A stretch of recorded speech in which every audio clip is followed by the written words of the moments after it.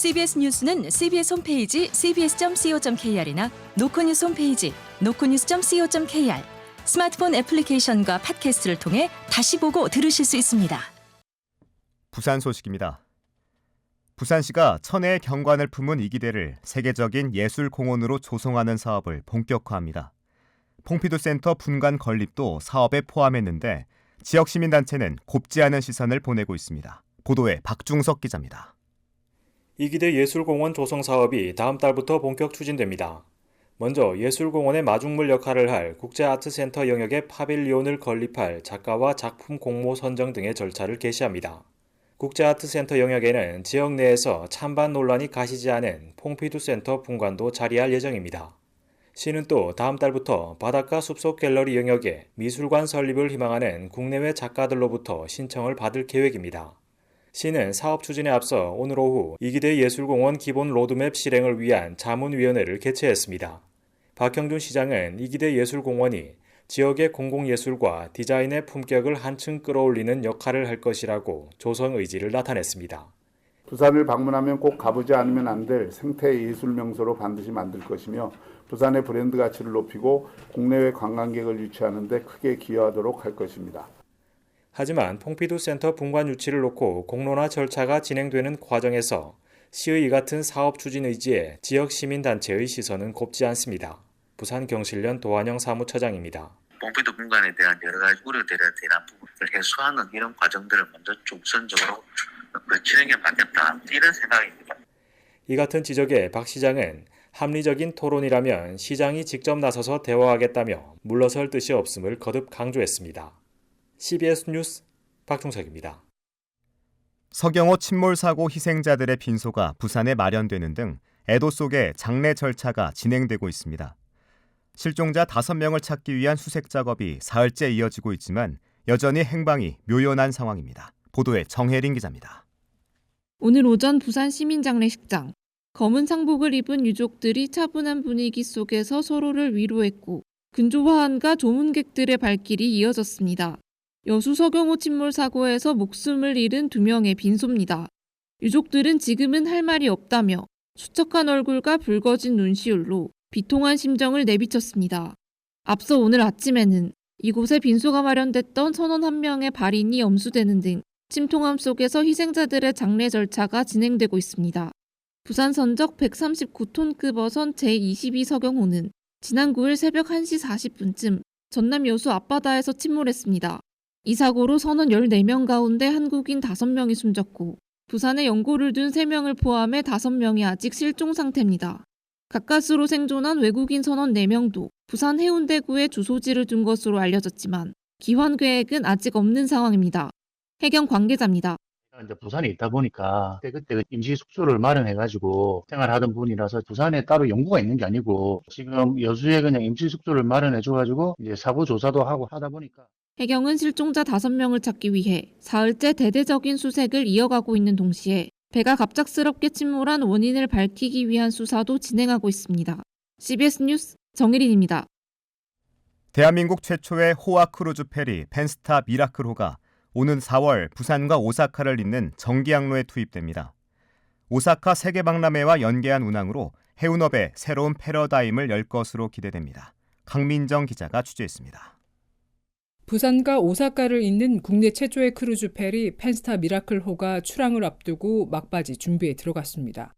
미라클호는 동북아시아에서 유일하게 크루즈 패신저 쉽으로 정식 등록된 선박으로 기존 여객선과 차별화된 서비스를 제공합니다. 펜스타그룹 김형겸 회장입니다. 로로 크루즈 아이가 로로 크루즈 패선저. 이건 내가 진짜 이거 못 물러선다 그랬어요. 그런데 그게 관철이 됐어. 그래서 우리 등록이 로로 크루즈 패선저로 된 거예요. 배 안에는 5성급 호텔 수준의 객실과 초대형 레스토랑, 바다 위 야외 수영장까지 갖춰 새로운 해상 관광 경험을 제공합니다. 특히 오사카 엑스포 방문객들은 크루즈에서 내려 5분 만에 박람 해상까지 이동할 수 있어 최적의 교통수단으로 주목받고 있습니다. 펜스타그룹 김현겸 회장은 20년 넘게 부산과 오사카 항로를 개척하며 누적 승객 150만 명을 기록하는 등 도전을 멈추지 않고 있습니다. 2002년 적자 운항을 150차례 감행하며 새로운 시장을 개척했던 그는 이번 미라클호로 또 한 번 해운업의 변화를 이끌겠다는 포부입니다. 오는 4월 미라클호의 출항이 부산과 오사카를 잇는 새로운 크루즈 여행 문화를 정착시킬 수 있을지 주목됩니다. CBS 뉴스 강민정입니다.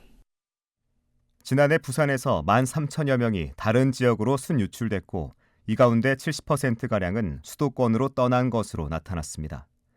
통계청에 따르면 순유출 인구의 68.6%인 9,300여 명은 서울과 경기도로 빠졌고 경남 지역에도 3,400여 명 순유출됐습니다. 수도권으로 떠난 이유는 직업이 전체 48.2%로 가장 비중이 컸고 이어 가족 19.3%, 교육 15.3% 순이었습니다. 부산 지역의 인구 유출과 저출생 지표가 다른 대도시와 비교해 빠르게 악화하고 있는 가운데 영국 파이낸셜 타임스가 인구 재앙이 우려된다고 분석했습니다. 파이낸셜 타임스는 부산은 산과 해변, 영화 축제 등 매력과 자산이 있지만 세계에서 가장 출산율이 낮은 한국에서 다른 광역시보다 더 빠르게 위축하고 있다며 수도권 집중으로 인구 유출이 가속하고 있다고 진단했습니다. 그러면서 330만 인구의 부산은 1995년부터 2023년까지 인구 60만 명이 유출했다며 이대로라면 인구 재앙이 도래할 것이라고 경고했습니다. 트럼프 2기 행정부가 오는 3월 12일부터 미국으로 들어오는 철강 제품에 대해 관세 25%를 부과하기로 결정하자 대미 수출을 주로 하는 지역 철강 업체에도 비상이 걸렸습니다. 부산상공회의소에 따르면 부산에서 철강을 제조 가공해 미국 등으로 수출하는 업체는 20여 곳으로 관세 부과가 본격화하면 치명타를 입을 전망입니다. 이런 가운데 중국산 저가 제품의 공세가 강화할 가능성이 높아 당장 수출 다변화가 어려운 지역 업체들은 긴급 비상 경영에 돌입하는 등 어려움을 겪고 있습니다. 한국은행 부산본부는 보고서를 통해 부산 지역의 항만 물류 산업이 지속 가능한 성장 산업으로 경쟁력을 유지하기 위해 다양한 노력이 필요하다고 봤습니다. 끝으로 날씨입니다. 부산은 내일 흐린 가운데 새벽부터 비 소식이 있겠습니다.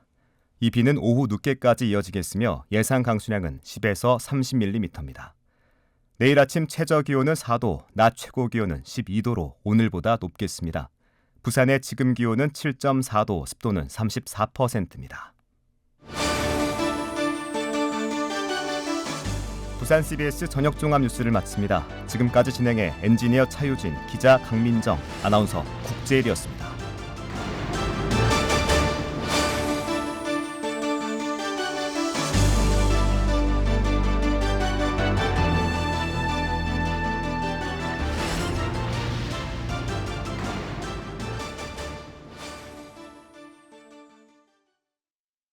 CBS